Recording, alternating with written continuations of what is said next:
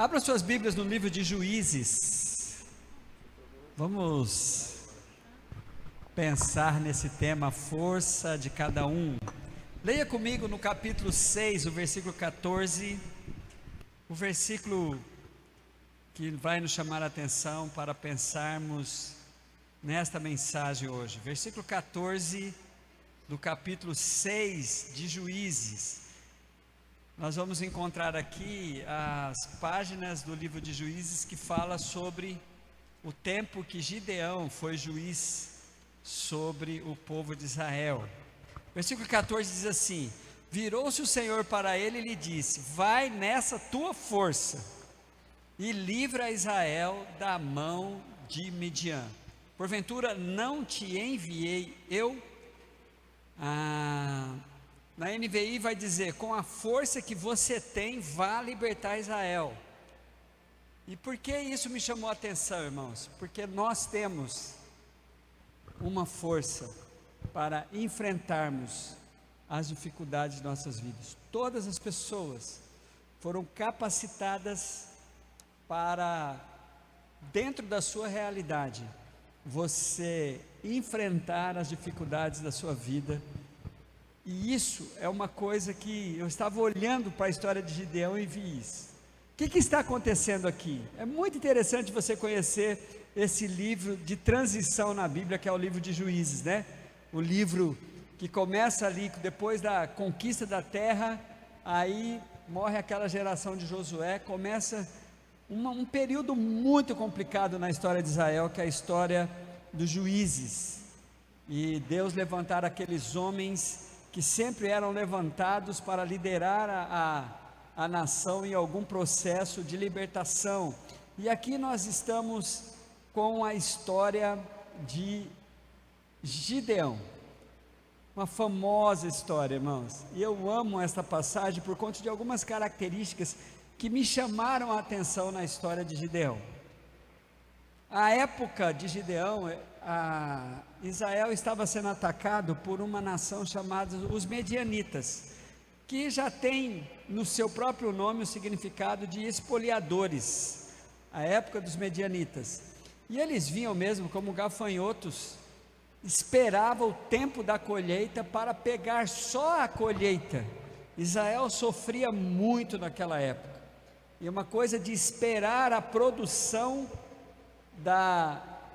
das pessoas para tirar delas o melhor delas. Assim era a prática dos medianitas. Especialidade muito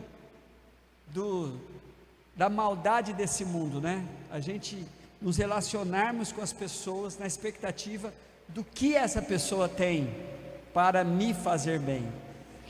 Eu sempre desafio as pessoas que estão mudando, né? Pastor, eu vou para outra cidade. A última pessoa com quem falei foi a Laísa, que foi para Nova Brasilândia. Eu estava dizendo para ela: olha, quando você chegar numa igreja, não fale assim, o que essa igreja tem para mim, mas chegue com a disposição, o que eu posso oferecer, o que eu posso me doar aqui nessa igreja para glorificar a Deus.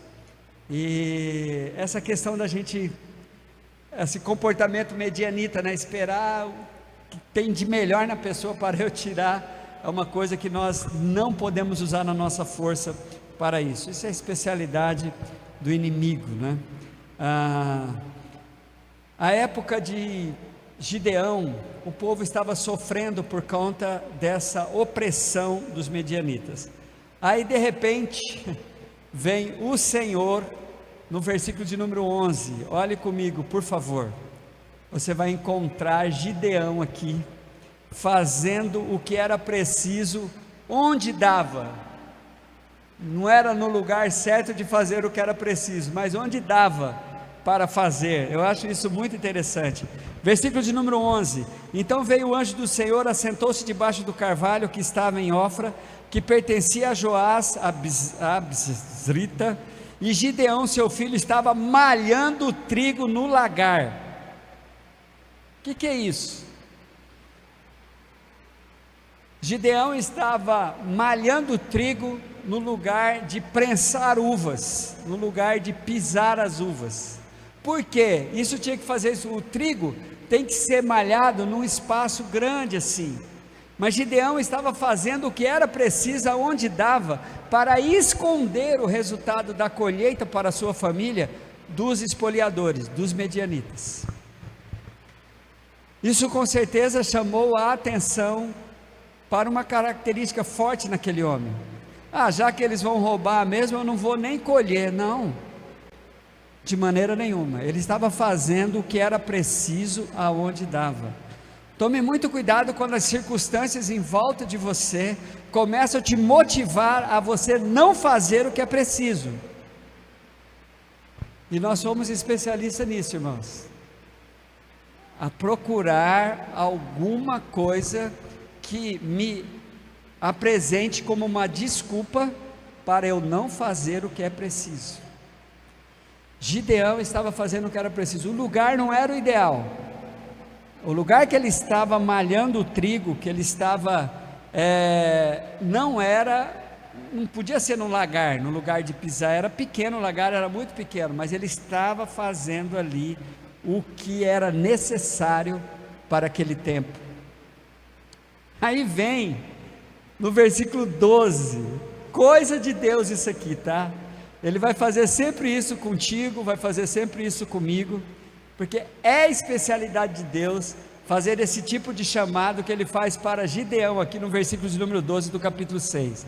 Então o anjo do Senhor lhe apareceu e disse: o Senhor é contigo, homem valente. O que é a especialidade de Deus? Ver em nós o que ninguém está vendo, e nem revelar para nós o que nós precisamos saber ao nosso respeito. Eu imagino o Gideão falando assim: quem? Eu, homem valente, estou aqui escondido dos medianitas, malhando o trigo em um lagar. Mas isso é a especialidade de Deus, de saber de que você tem um potencial, e Deus nunca vai começar a nos motivar a enfrentar as nossas batalhas, irmãos, deixando bem claro o quanto eu não tenho, quem eu não sou. Deus chega para Moisés lá enchendo Deus de desculpas. Deus fala assim: Moisés, o que você tem na mão? Moisés fala: eu tenho esse cajado aqui. Olha o estrago que Deus fez com aquele cajado. O que Moisés tinha era um cajado.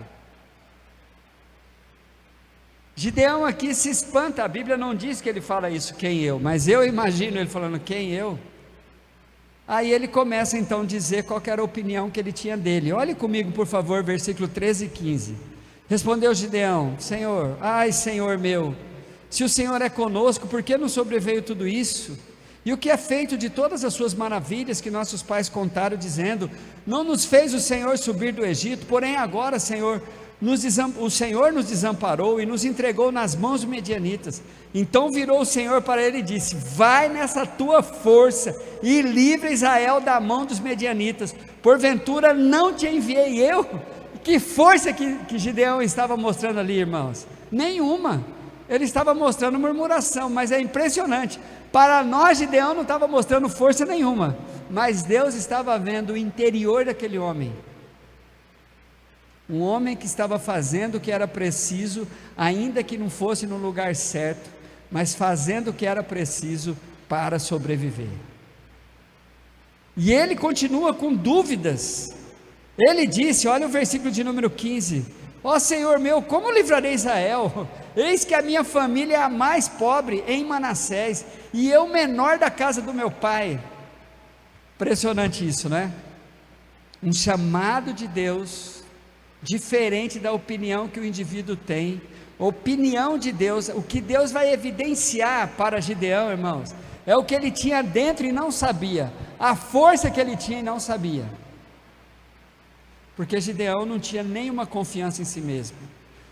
Muito comum para nós não temos confiança em nós mesmos, principalmente quando somos desafiados a enfrentar o inimigo dentro de uma proposta que Deus está nos dando.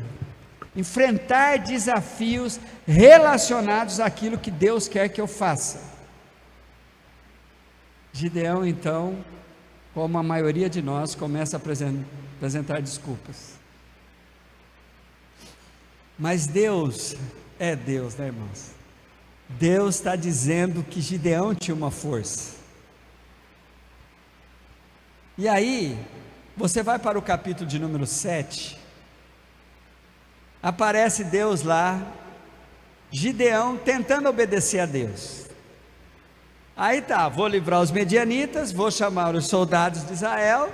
Chamou, juntou 32 mil guerreiros, pouquíssimos, vocês conhecem essa história, mas o que eu quero destacar aqui, irmãos, é que Deus então começa a revelar a força, tanto de Gideão, como de um grupo de pessoas, quando Deus fala assim, ó, é muito que tem contigo, 32 mil, irmãos, era nada diante do exército dos medianitas, vocês sabem disso.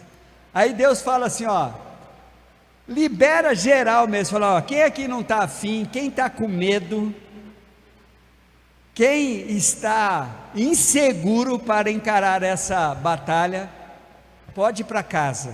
Irmãos, 22 mil soldados foram para casa, ficaram só 10 mil, 22 mil covardes, pessoas inseguras, é literalmente isso que a Bíblia diz, e fazia parte das leis da guerra de Israel, que os covardes, que os medrosos, realmente ficassem em casa, porque eles costumavam contagiar os outros, mas aqui foi covardia, 22 mil, e aí Deus ainda chega para Gideão e fala assim, eu amo Deus por causa disso, tá? Quando Deus vai apertando a gente, aí Deus, com 10 mil Deus fala para Gideão assim, ainda é muito, brincadeira, irmãos, 10 mil, ainda é muito. Aí Deus faz o último teste, e é aqui que eu quero destacar uma coisa, Deus manda que aqueles 10 mil vá até um ribeiro de água, e ali Deus faz um teste que tem muitas explicações sobre isso, mas das duas maneiras de beber aquela água, vocês vão ver aí no capítulo 7 de Juízes. Os homens que já chegassem abaixando o rosto assim, bebendo a água, era para colocar do lado, e aqueles que usassem a mão como um copo e trouxessem a boca, esse era para separar. Pasmem aí, vocês já sabem, conhecem a história, só 300 homens beberam água assim, trazendo a boca com um copo, como um copo, ou então como a Bíblia, a maioria das Bíblias diz, como um cachorro bebe água, né? Por que isso? Foi separado ali, ó, primeira característica de Gideão, antes dele juntar com os seus guerreiros lá, um indivíduo que estava fazendo o que era preciso, ainda que não fosse no lugar adequado, mas já eu tenho que fazer, é preciso ser feito, então eu vou fazer. Agora esses homens que demonstram que eram homens que estavam atentos ao seu redor. Alguns comentários falam que os outros que já chegaram ajoelhando estavam acostumados a adorar os deuses da circunvizinhança, e era daquele jeito que adorava a Deus. Não tem nenhum lugar, a Bíblia não diz isso, mas a impressão que tenho é que aqueles soldados que faziam isso, eram soldados que estavam atentos, estavam saciando a sua sede, mas estavam espertos para ver o que estava acontecendo, não estava se rendendo totalmente à sua sede, e beber água sem nenhum cuidado. Aí 300, irmãos, a força de cada um, sabe o que me chama a atenção? Primeiro, mesmo os covardes, os caras toparam vir para a guerra, depois quando eles tiveram uma saída, eles foram embora. Depois 9.700 pessoas beberam água de uma maneira que o identificaram como eles não sendo aptos para aquela guerra, e ficaram 300, e esses caras toparam. Isso que me chama a atenção, foi baixando, para 300 homens, falou assim, não, aí. E o Gideão, que era o indivíduo com quem Deus estava separando para liderar aquela galera, é ele que está cheio de dúvidas, esses homens não, porque eles foram ficando, cada um desses 300 tinha uma força, uma disposição, enquanto o Gideão estava tendo uma treta lá com Deus, mas Senhor, dá um sinal aí Deus dá 3 sinais para Gideão, a questão do orvalho lá, depois vocês leem, mas esses homens tinham uma força, que me chama a atenção agora, para gerar fé no teu coração.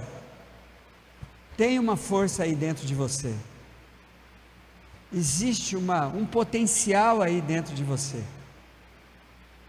e qual que é, o que pode te trazer um alento assim?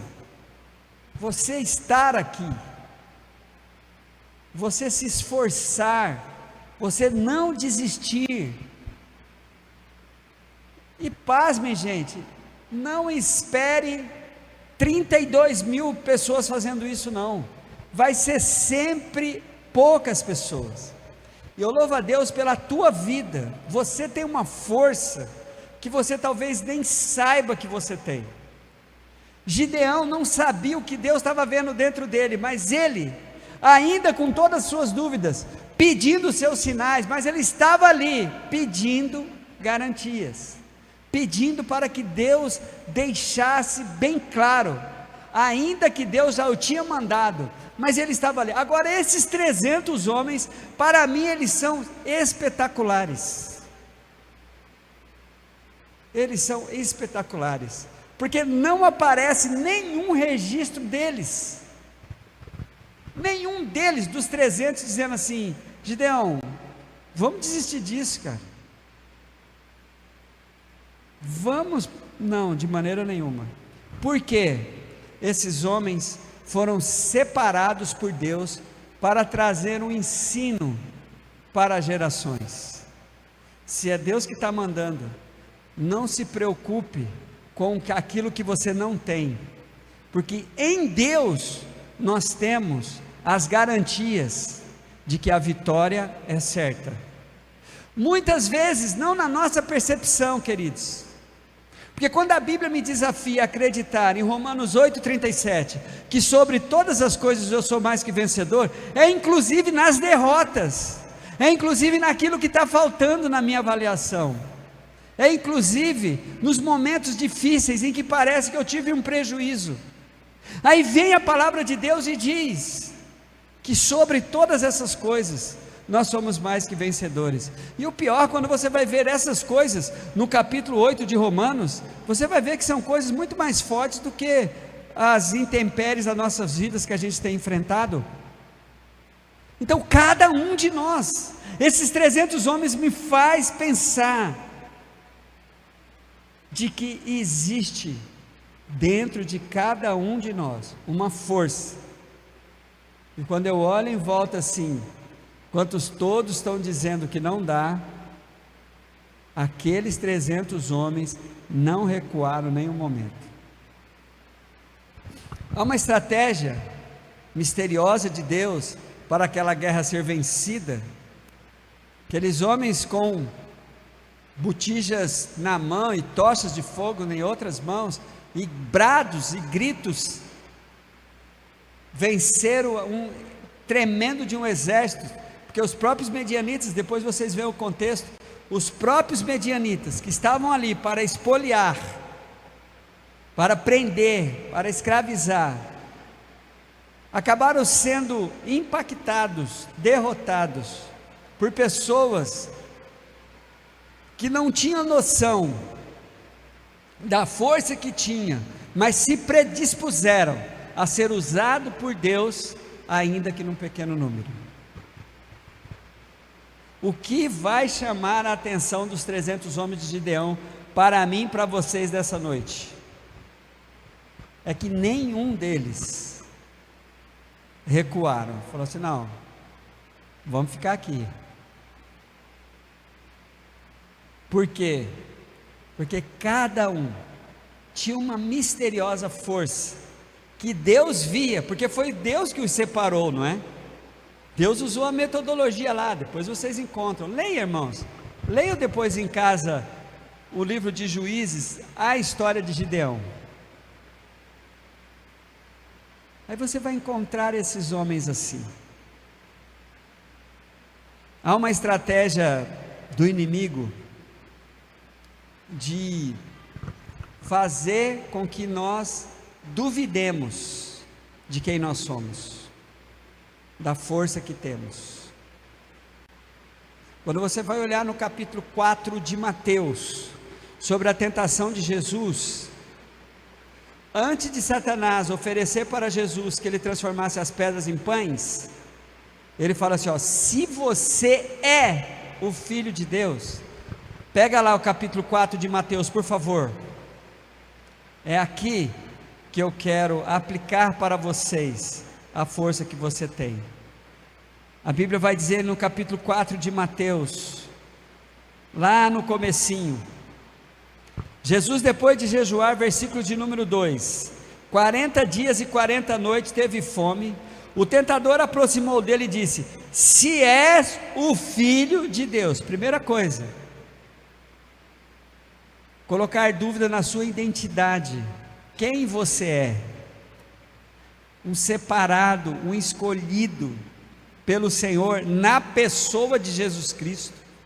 Porque quando o dia que você fez uma declaração de fé em Cristo Jesus, essa declaração de fé faz de você um escolhido em Cristo Jesus.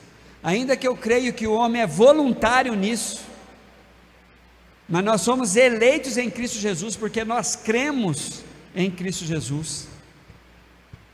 O inimigo vai sempre querer espoliar, pegar a sua identidade e você duvidar. Será que eu sou mesmo? Será que eu posso mesmo? Você tem uma força. Para Josué, no capítulo 1 de Josué, Deus repete para ele, ó, ser forte e corajoso, porque eu vou ser contigo. Não te mandei eu, ser forte e corajoso. Essa batalha é minha, essa guerra é minha, mas você é a minha prova de que eu vou vencer. É impressionante que Deus faz isso, né? Poderia mandar milhares de anjos ali, não. Ele vai usar a nós, com as nossas limitações, com as nossas inseguranças, com as nossas dificuldades, para deixar bem claro que nós temos a força que precisamos para vencer os inimigos do Senhor. Amém?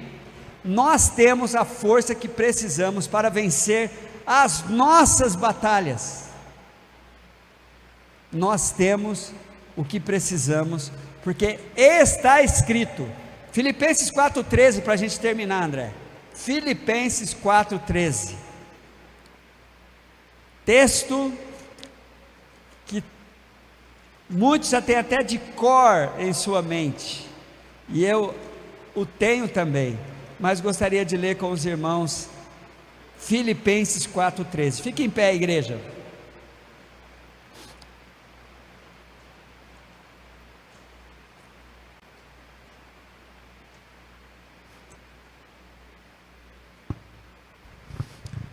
A força de cada um, ela vem do Senhor que nos dá a força. Está na tela aí? Joga aí, vamos ler junto, irmãos.